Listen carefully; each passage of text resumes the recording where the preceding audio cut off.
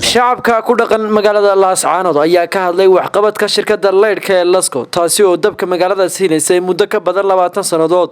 shacabka ku dhaqan magaalada Laascaanood ayaa sheegay in shirkadda Lasco ay abaal weyn u gashay bulshada ku dhaqan magaalada Laascaanood leydhkeeduna uu bixi jiray 24 saac ayna ku amaanan yihiin sida wanaagsan ee bulshada ugu shaqayn jireen muddadaasi dheer. waa kuwan qaybaha kala duwan ee bulshada ku dhaqan magaalada Laascaanood oo ka hadlaya arrimahaasi. lagu xusuustaa oo aan dadweynaha iyo ummaduba ku xusuusataa ilaa iyo intii hadeer aan anigu kale xusuusto magaalada waxay ahayd shirkadii kaliya u shaqeynaysay ee nalka siinaysay nalkeeduna wuxuu ahaa 24 saac oo joogto ah sida aan ka warayo gobolada Soomaaliya waxay ahayd meeshii ugu dab fiican. shirkadda Lasco waxay ahayd shirkad caalami ah intii hore leerkeedu yahay 24 saac joogto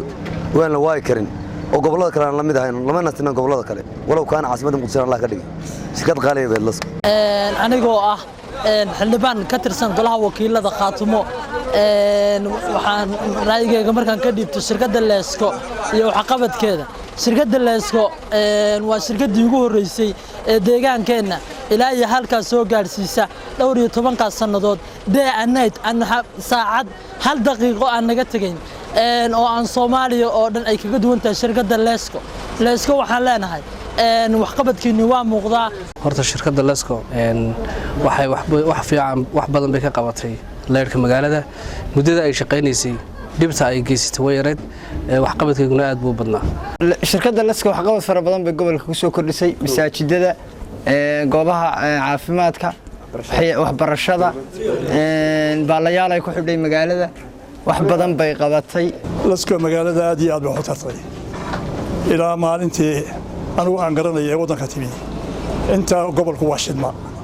iyadana shidaysay aad iyo aad waa wadanku hadii la qadarkeeda leeyahay oo u kaahay oo u muuqday oo leerkooda iyo hadii la qadar waxooda ay ka shaqeynayeen inta ka dambeysayna iyadoo